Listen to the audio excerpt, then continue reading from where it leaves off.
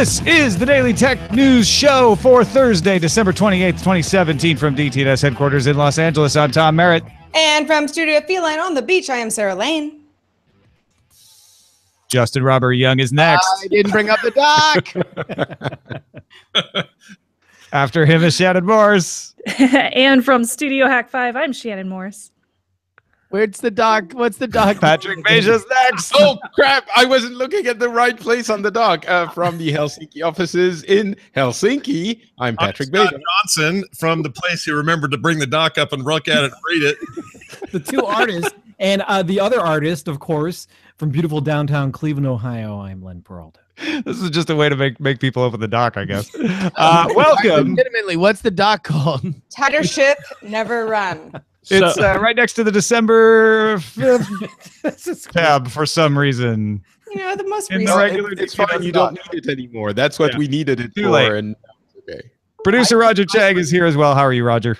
I'm good. Apparently, I needed to give a few more details about the Children. A bunch of children. That's what we are. Welcome to the penultimate episode of 2017, our hallowed tradition that started back in the Buzz Out Loud days, the Predictions Results Show, where we look back at the predictions we made about technology last year for this year and then see how they actually turned out, because so many people make predictions around this time of year, but they don't talk about how good they are at it. So this is where we talk about how good or bad We're awesome. we are at it. So we are going to run through all these predictions. We've got great predictions. Sarah, but you weren't with us last year.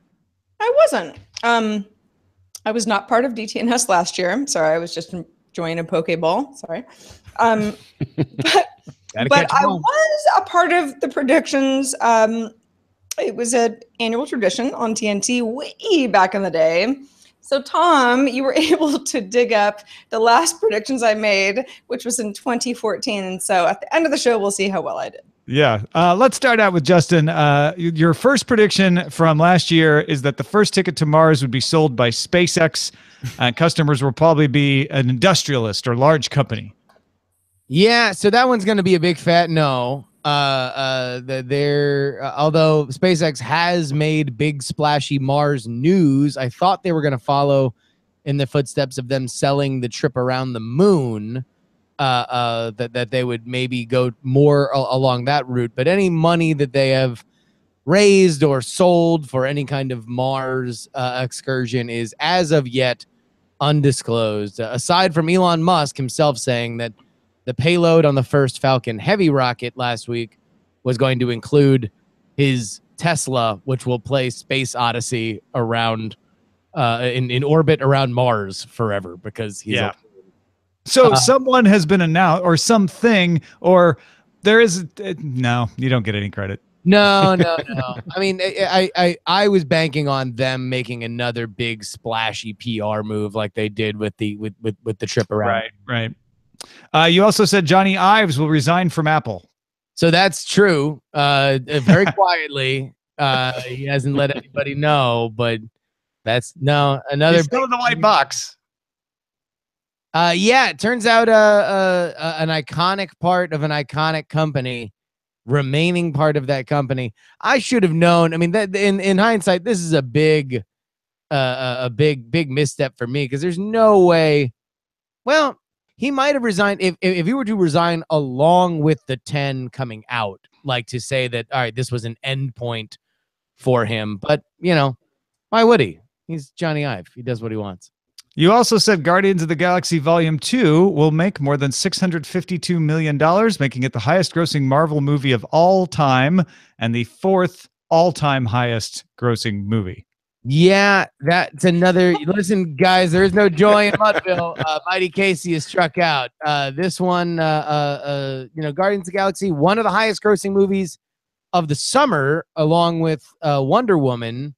However, I don't know if it made more than 800 million worldwide, but you meant domestic. No, I meant domestic. At the end of the day, I don't know if anything other than a Star Wars movie is going to ever rank, unless we continue to get new and different 4, 5D, 3-dimensional crazy upsells if we're ever gonna hit some of the rare air of the top 5.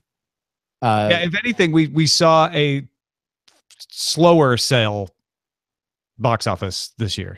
Big time. And it was it did well. It did well again. It was that and Wonder Woman that really made all the money this year. But Guardians of the Galaxy 2 was very well received.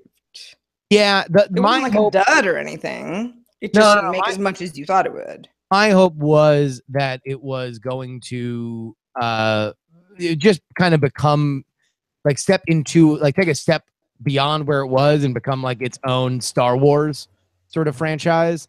Final domestic gross on it was $389 million, so far below $652 million.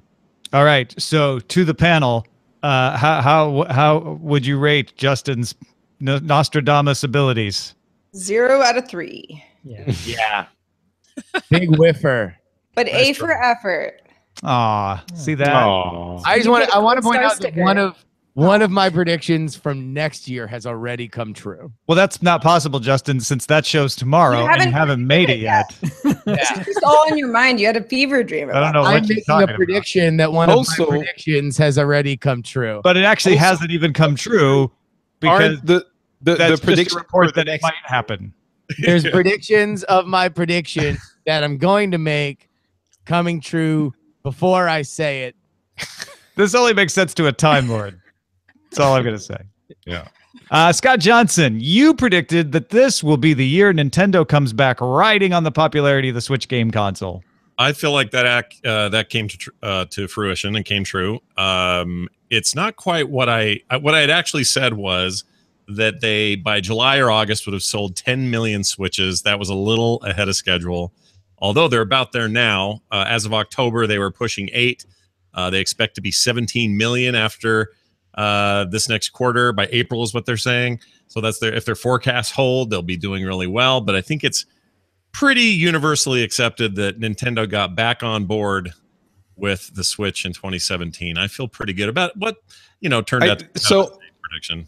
As the other gaming expert on the panel, I will say that not only I will absolutely give you this one, but also it was very doubtful back then that they would. It's almost like I want to say you took a shot in the dark, like just for the sake of contradicting everyone. But you saw it coming, and absolutely you get points for this one. I remember specifically in our conversations during those prediction episodes that you, in particular, I told you were crazy.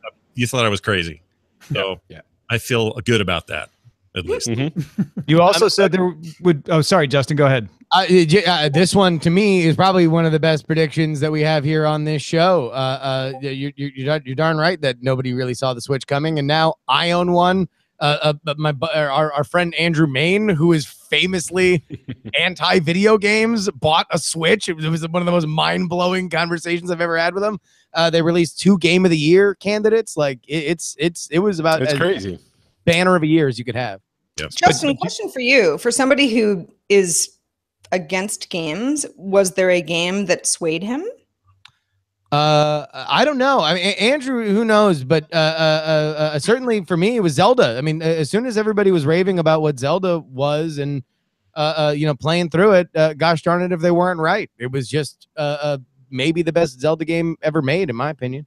What they proved is the hardware is important to an extent, but what really matters is the software in this case, and it's the games that absolutely sold the console more even than the console itself. You also predicted a new Pokemon franchise Plus would bring the full Nintendo game IP for the Switch and a possible Mario pack-in game. Yeah, I had it backwards. What I should have done is said a new Mario game would be huge and bring flocks of people back to the fold, and it would be incredible and probably end up being my game of the year this year. And that Pokemon would still exist, but mostly on the 3DS and a little bit more on phones with Go, and they were going to do more mobile. I didn't see all that stuff coming in the way that it's come, but they're just holding on to it. There'll be a huge, big Pokemon thing on the Switch at some point. It's There's just supposed to be one in next year. There's supposed to be a really good Pokemon game coming out next year in 2018. Yeah, but rumors. Rumors, yeah. but it seems likely, right? It's a huge franchise. This thing's Oh, very likely. I'm just not sure about 2018 for Sure. Pokemon. You also said Nintendo would not increase third-party game support. I was wrong on this one, and I'm happy that I was wrong on this one. Not just the brute force of sales is helping them get third-party support for the device, but their attach rate on indie games, smaller games, some of them older that have been on other platforms, but have been coming to the Switch, and some newer experiences are coming out of the woodwork, and it's awesome. So I could not be happier to have been more wrong about how much third-party content there would be available on that device. And finally, you predicted, going out on a limb here, I think, that tech companies would butt heads with the president's administration. Yeah, I mean, I'm partially correct. There was some early headbutting, some exit. Oh, yeah. No, there's been continual headbutting, and then cooperation, and then more headbutting. And, and right now there's kind of a weird quietness on the part of the industry, which kind of bugs me a little bit. But whatever, my own personal feelings aside, it was rocky in the beginning, and I started thinking, oh, yeah, look at this. My thing's coming true. But I'm not sure the year has been, I mean, it's been an interesting year for the administration, but I don't know that it's been punctuated by too much tech blowback. And why that is. Justin Robert Young, host of Politics. How would you grade Scott's prediction here?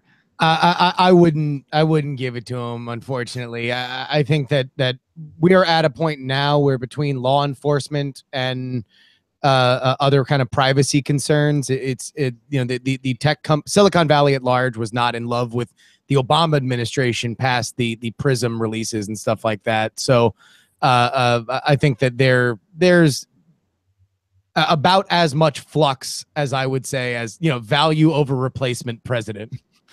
I think you get this one, but I think it's obvious because tech companies always butt heads with every administration, and this was no exemption. Tech companies are butting heads with the FCC over net neutrality regulation. Tech companies are butt heads over the advisory council, many of whom resigned for various reasons. So yeah, I would give it to you, but on the basis of like, well, sure, yeah, of course they would. I just felt like maybe there'd be bigger buttings or bigger butts. Yeah. The butts seem a little less Buttingsworth than I expected. So yeah, I would say for you to really get this, Trump would have to be kicked off Twitter or something like that. Like, yeah, maybe. And he was for a couple of days. Yeah. Well, no, he was for an hour. I don't know how long. 11 minutes. And 11 it was an accident. Opposed. He was not kicked off. He was accidentally turned off by an outgoing contract. Well, purposely. Yeah. But not by the contractor said it was an accident. Yeah. We don't believe him. Yeah. Well, you cannot believe him. That's up to you. I don't know what I think, to be honest. I don't even know. Let's move along to Patrick Beja. Patrick Beja, you predicted that Valve or Oculus would announce a second generation headset, but not necessarily release it. So I'm not sure I can get this one. If I was, deciding for myself, I would say no, with a tiny caveat that Facebook did announce the Oculus Go, was it? And I think this is going to be a really big deal for the VR market and the industry. But I don't know that it's really the kind of second generation headset that I was thinking about for basically the Vive 2 or Rift 2. It's a side thing, which is still going to be very important, but I wouldn't give it to myself. And Valve announced a wireless headset coming as well, but again, not the Vive 2. Right. Well, I think if you had made Valve and Oculus will announce new headsets, you could have totally run away with this one. I think, I mean, they even Oculus has been talking about what's the code name? Santa Monica, Santa Rosa, right? But even that, they've been talking about it, but it's kind of like we're working on stuff and they haven't properly announced the model that will be coming out. So yeah, I would have to be pretty disingenuous to give myself this one, so I won't, because I'm honest and respectable. Now, the next one, you said Apple would not release a connected AR product, including an SDK. So, wait, what do I mean by including an SDK? Did I say it like that? I'm not sure, because they did release... The note-taking is a little confusing here. Right. So you have to remember there was a lot of rumblings about an AR headset coming from Apple for the last, I would say, 3 to 6 months before the end of the year last year, and obviously they didn't come out with an AR headset. But I forgot the part about the SDK, because they certainly did come out with the SDK. So okay, I don't. If we go by jury's rule. 0.5. 0.5 credit. Right, 0.5. But I like your rule, jury, where it's yes or no, no partial credit. So I think by that rule, I don't get credit. Yeah, I mean, because it's not really a tremendous thing to say that Apple won't come out with something that is not kind of right. It's so much easier to be like, this company won't do this thing. Well, not in the context. I really feel the same was said last year, but I really feel that in the context of last year, with a lot of rumors about Apple working on some kind of AR thing in the midst of the popularity of VR, a lot of people were saying it's actually going to be coming next year, right? So I wasn't just saying, oh, it's not coming. They're not making. Right. You were responding saying, don't think it'll happen. Yeah, it was basically a lot of people saying, yeah, it's coming. They're working on it. It's probably going to be coming next year. And I was saying, nah, I don't think that's going to happen. So, but no, I don't get it. So 2 not gets. I mean, is that what we're with here? I would love to award myself half points. But again, I like jury's stern determination on this. Yeah, it's all or nothing. So yeah, nothing. Just like jury. I mean, he lived through it, so it's fine. Yeah, it's fine, man. Hey, listen, we went over for 2017. It's all right. We can. That's our cross to bear. Yeah. Let's see if Shannon Morse has to bear anything like that. You predicted we will see hits to large online data privacy and security, net neutrality, and privacy regulations will be stripped away.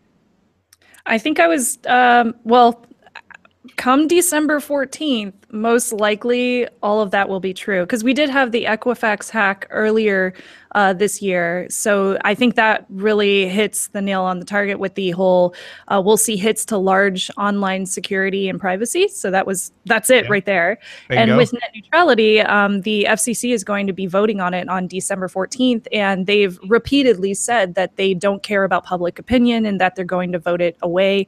So chances are we're going to see Title II disappear. And that's exactly what they voted it away 2 weeks ago. December 14th. Right. That was not a surprise. You're so right. Yeah, exactly.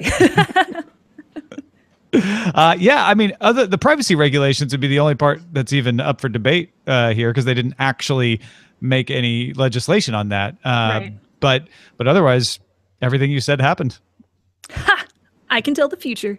Mirai or variations of it will cause people in industry to take a closer look at Internet of Things products, consumer-focused software like Nmap to check to see if your IoT products are vulnerable. I didn't see either of those happen. So unfortunately, people are still not taking a close look at IoT products like they should. I'm still seeing plenty of people buy like the cheap knockoff security cameras that have a direct line to the internet that anybody can snoop on and put on Shodan. So those are still huge issues in IoT. And the consumer software, I was really hoping that we would see something like Nmap, which is very geeky, but for consumers. So have a nice graphical user interface so that people can really take a look at what's happening on their network. And we didn't see anything like that. So developers, it's your time. Let's make it happen.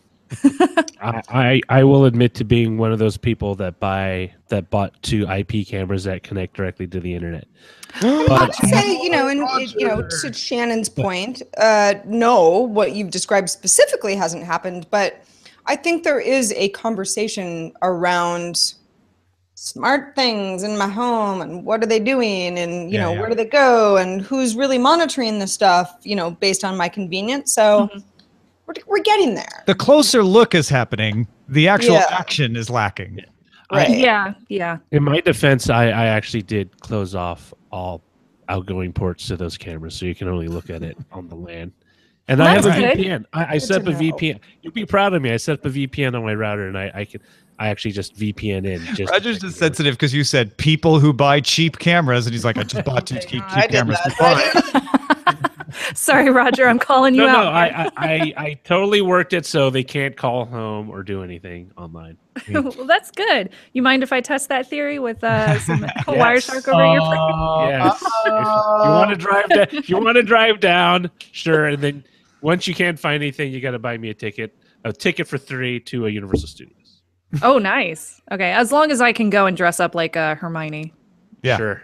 All right, cool. I want to be part of this now too. And then pandering, and in a perfectly appropriate way, Shannon predicted DTNS will rock in 2017. Oh yeah, that was absolutely. I knew that was going to be correct. Full credit. Although, I did not predict Sarah Lane being on the show every day. I did not predict her joining. So I think that I missed part of the mark on that. I predicted this. You don't know necessarily either, you know? But what a nice thing. That's part of the rocking, isn't it? Yeah, it's part of the You rock. just didn't know how hard. It's part of the rocking. Yeah. Right. Yeah. We knew it would rock, just not as hard as it does. So overall, how do we give Shannon? What do we give Shannon? What marks? 90%. Oh wow, Len, thanks. Yeah, no, I think that's 2 points. 2 out of 3. Yeah. All right. Good. Len said 90% for 2 out of 3, not because he's a product of Ohio public education, but because he's next. And he just wanted to, You get got people. 90% right. Come on. Len, you predicted we would see a push towards internet accreditation as a reaction to fake news, possibly integrated into a web browser to highlight sites that are accredited or not. Yeah, not in the way that I thought it was going to happen. I thought there was going to be more like flags up for fake news. Guys, we would make for terrible politicians. We are so bad at taking credit or partial credit. I would give Len credit for this because Facebook, Chrome plugins, there's independent organizations.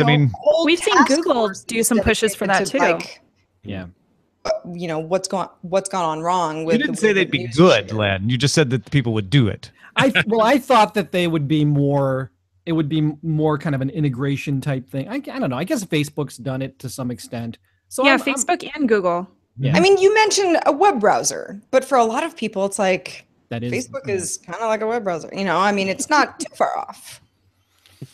Yeah. Okay. I'll take that one. Thank you.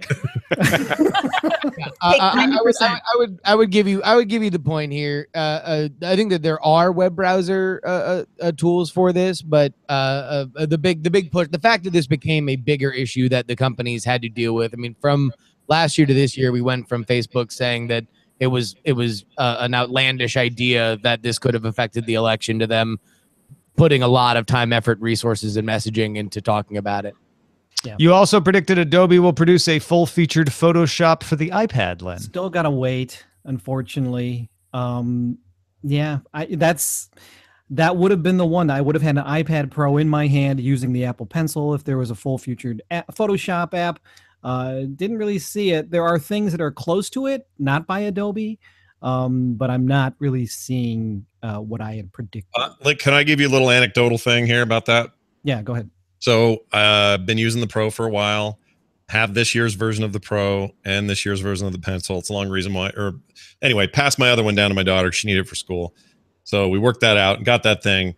And I was having kind of the same problem. It's like for production stuff, I really need like access to my Adobe stuff, and more than what Adobe's providing on iOS right now has kind of been garbage. It's not terrible, but there are better things.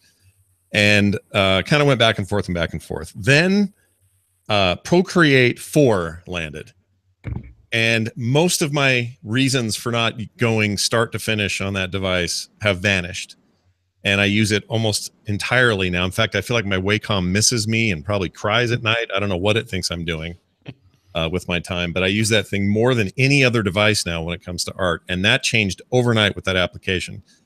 Now there's still some things missing and there's some other stuff going on, but I think that now more than even a year ago, there's never been a better time for that particular platform.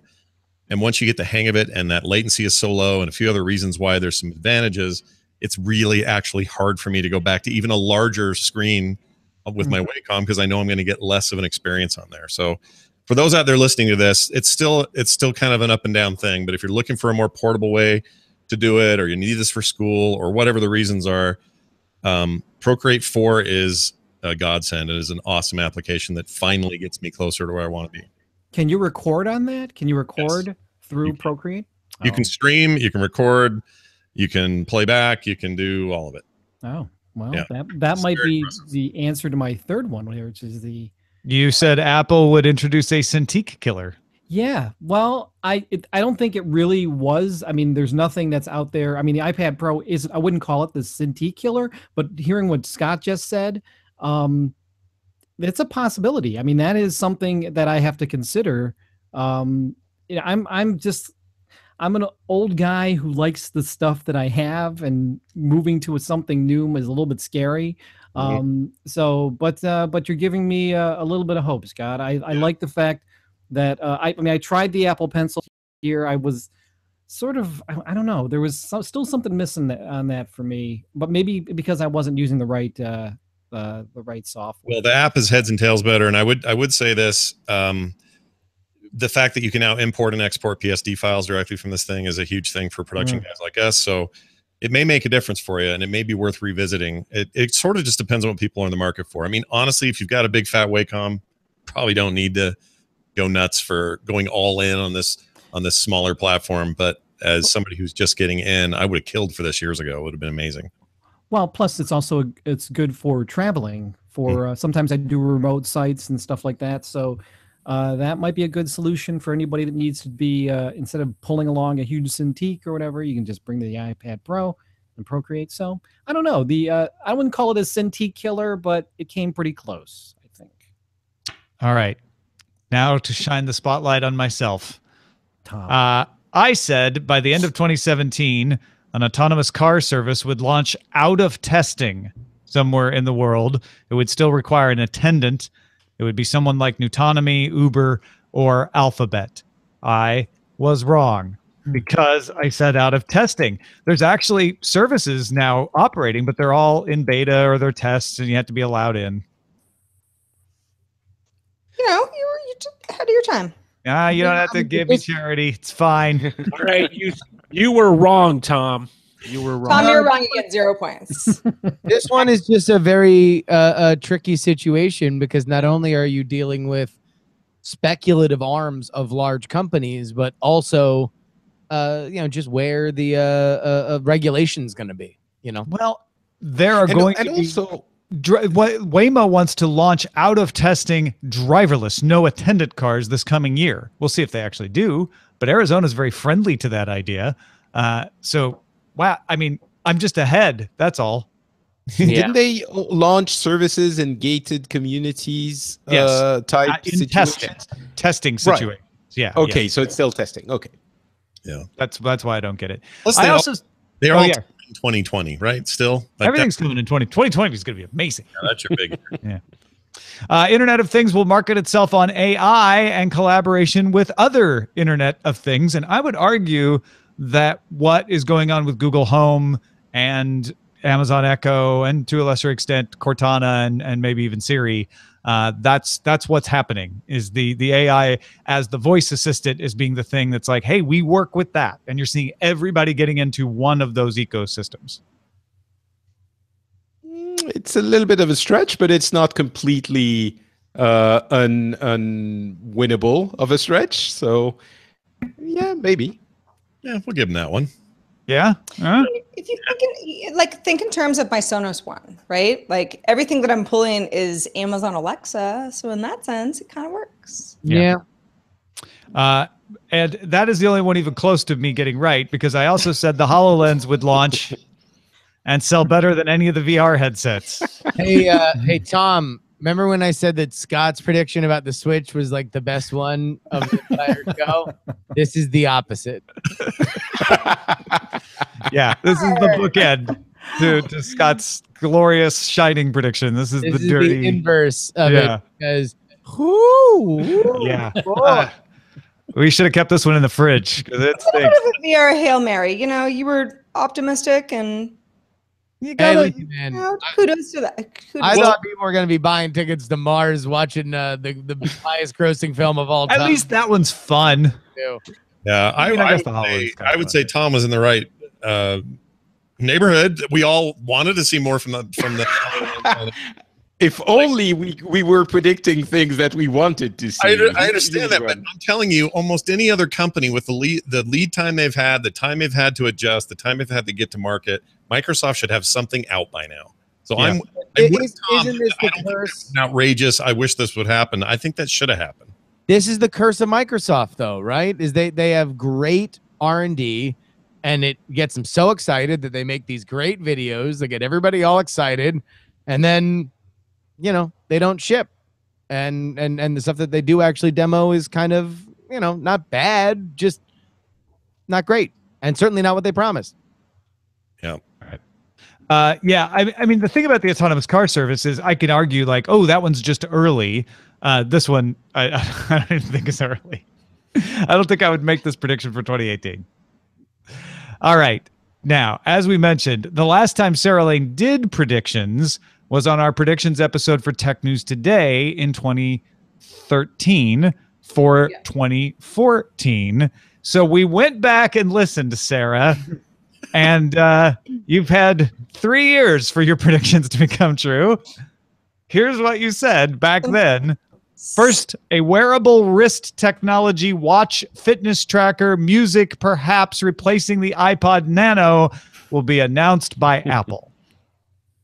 Well, I announced that at the end of 2013, and they announced at the end of 2014, September 2014. Do I recall when the Apple Watch was announced? Yeah. So this one I got real right. And I'm just going to go ahead and take the W on that one. Eat the W. Thank you, Justin. But no, I mean, it was kind of going in that direction. It's kind of hard to remember how we all felt at the end of 2013, 4 years ago. Yeah. But I do remember it had become very obvious that the kind of fitness tracker movement watch thing was going to happen. And I was careful not to say that it was going to be Apple's product necessarily, but I did say kind of an iPod Nano type thing, small, but more fully functional. So that kind of came true. I'll go ahead and run through some of my other ones, Tom, unless you want to team me up on. All right. So my next prediction was that a drone would hurt or kill somebody, and then drone flyers would have to require special licenses. Okay. Well, I think I was thinking in very general terms of it's going to be mayhem, drones will be outlawed, the whole thing. Obviously it has not happened, but there have been some mishaps, both with, personal sector and a private sector, flying within airport zones, that sort of thing. So depending on when you are reading the news of these drones, I kind of got it right. Nobody died. No one even really got hurt, but No. the licensing did happen, and then it got taken away. That was the other thing. Yeah. Yeah. And I mean, I'm glad no one got hurt or maimed or killed, but I think that the attention that I was talking about, people were like, well, hold on a second. What are we flying? Where are we flying them? Who's doing this? That all pretty much came to fruition. I think you were thinking of some child gets maimed and it's on the front of Time magazine and it's gets people talking. Yeah, exactly. Yeah, that did not happen. All right, what about your next one? You know what else didn't happen? Yahoo did not buy Path, and that is something that I predicted at the end of 2013. Oh my gosh! How young we were! Now, in my defense, I remember at the end of 2013, because I was an avid Path user for, in the beginning days. And I sort of felt like, this is the whole experiment that just isn't working. Everyone wants to be on the public social media. And so I thought Yahoo's the kind of company that would want that waning brand. Didn't happen, but you see where I was going with that. It didn't seem so crazy then. I don't know. It would have made perfect sense. Yahoo was still a viable company that wouldn't be bought by other companies back then, and Path also was a company that people used for things. Yeah, well, and that was a feeding frenzy era for social media. Oh yeah, no, absolutely. In fact, it was less about what can Path do for Yahoo, and more of They're just, this would be companies are going to eat other companies and just consolidate. This would be just as quaint if Yahoo had bought Path, which isn't out of the question. Yahoo could have bought Path, and we would all still be laughing about, wow, you got it right, but who knew? It wouldn't really matter. Yeah. Whatever happened to Path? Does Path exist? I'm re-downloading it right now. Let's all get back on Path. Bought by I believe, a South Korean company, and sort of folded into some of their similar messaging offerings a couple years ago. Yeah. Can't remember the name of it. All right. What about your CES 2014 prediction? Well, I predicted that curved screens would be all the rage at CES on the floor, but the consumers would not bite. That's kind of true. There were a lot of curved screens, I remember. Maybe not as many as you thought, but there were a bunch. They got really popular this year. Option, though. I have yet to see one in any, home of Are you talking about curved TVs or monitors? Because we have like 7 curved monitors at my workspace. Well, I mean curved TVs, but I think they're, it's a bit of a... You said curved screen. There's an overlap there, certainly. Yeah. No, she was talking about TVs, I remember. I've seen a lot more curved monitors being used in workspaces, especially for editors and Photoshoppers and stuff like that. But I have not seen curved screens in most consumer households. So I think that you were correct in your findings for that. Thank you, Shannon. Okay, finally. Man, this app is a ghost town. I think it is still on Path. Holy crap. Oh, yeah. Maybe Oath will buy Path from the South Korean company. Finally, just to wrap my dumb predictions up, Bitcoin I predicted would hit $3,000 in 2014 and then drop to $3 within the same year. So the range in 2014 for Bitcoin was a low of about 320 and a high of about 1,000. Yeah. It never hit $3,000 until August of this year. Wow. And now it's at crazy high numbers. Yeah, certainly. Yeah, I don't know. I don't know what I was thinking with these numbers. Early.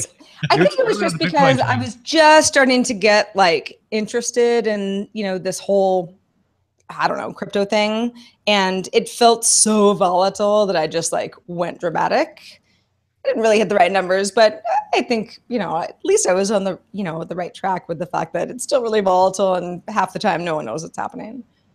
All right, we're going to wrap up with Darin Kitchen's predictions from last year. And Shannon, Darin couldn't be here, but Shannon has volunteered to take on the defense.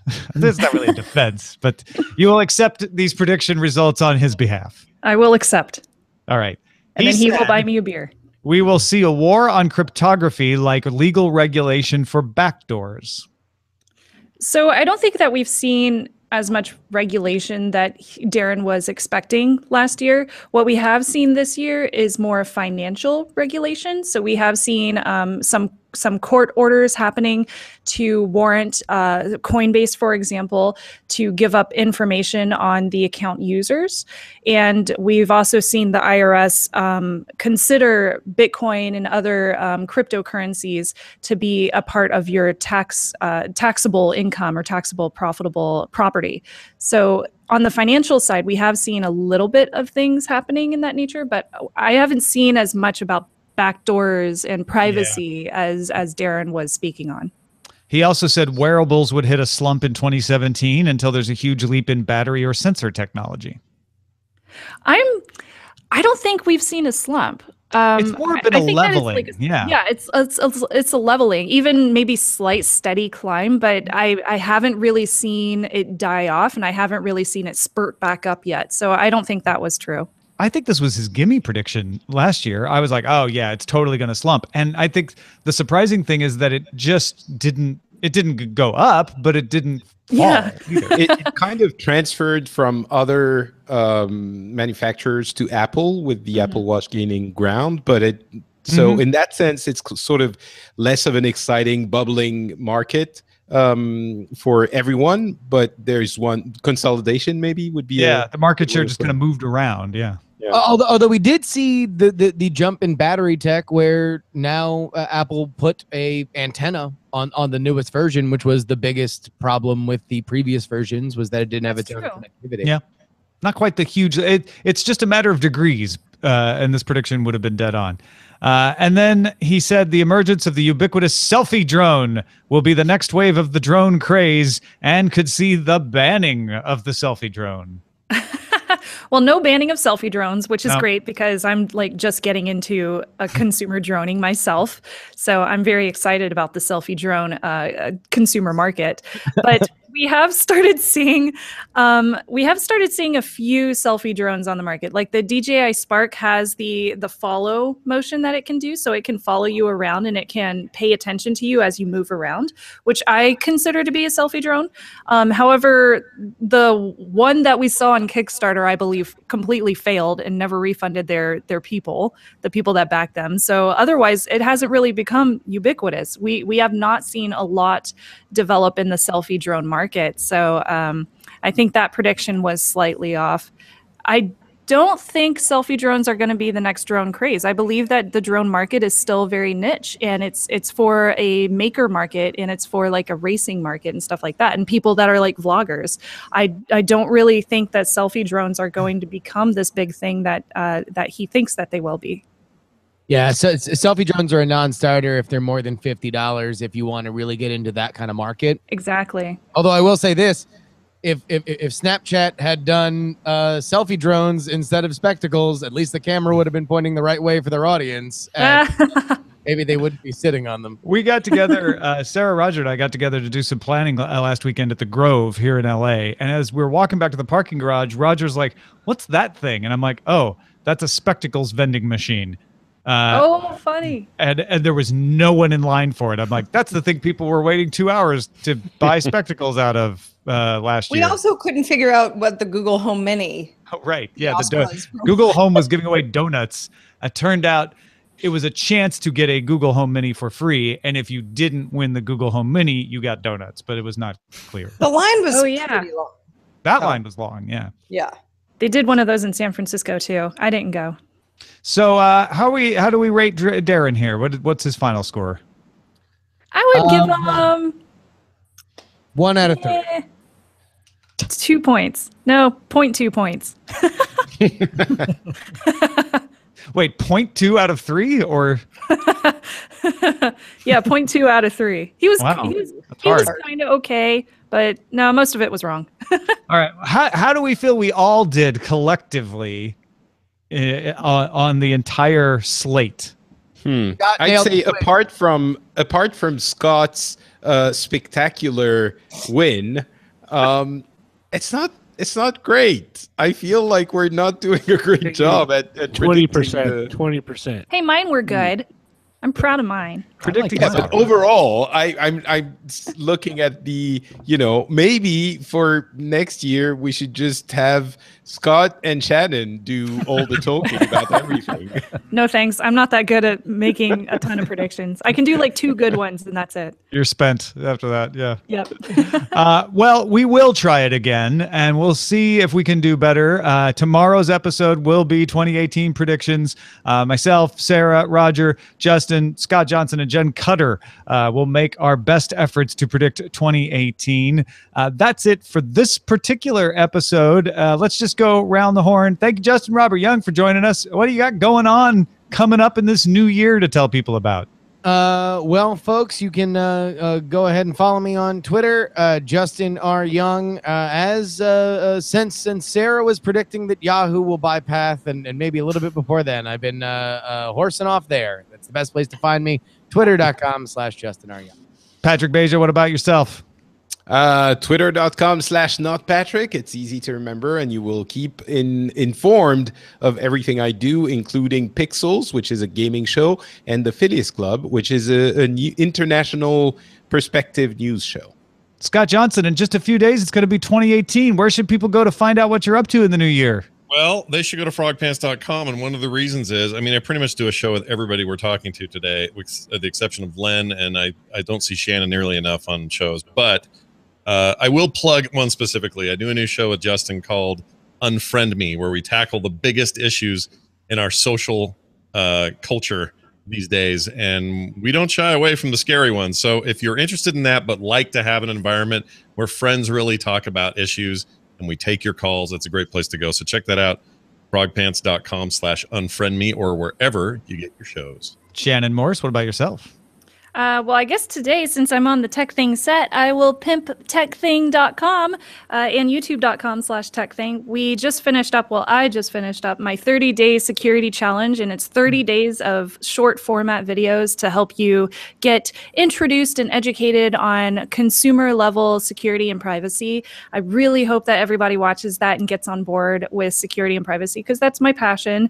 And this month, we are doing a whole slew of gift guides and stuff like that for the holidays. So definitely check it out and make sure to subscribe on YouTube. That was a really good month of gift guides that you just finished doing. Thank you. These past 28 days. Yeah, great job. We all loved it. I highly enjoyed it. I'm so glad you enjoyed my whole December of gift guides. So good. Nailed it. Yeah, nailed it. TEK Thing, techthing.com. Go check it out. And thank you, patrons, for allowing us to do one more year of shows. We got big plans for CES. Sarah Lane's going to be there. I'm going to be there. Roger Chang's going to be there. If you want to make sure that we don't starve, back us on Patreon. Patreon.com/DTNS. Sarah? And we've already gotten some feedback from people who are also going to be at CES, so let us know. Yeah. Email us. feedback@dailytechnewsshow.com, and we will be back in action on January 2nd, Tuesday, live at 4:30 p.m. Eastern, 21:30 UTC at dailytechnewsshow.com/live. That's it for the Daily Tech News Show. One more show coming in 2017. That's the Predictions Show tomorrow. We'll see you then.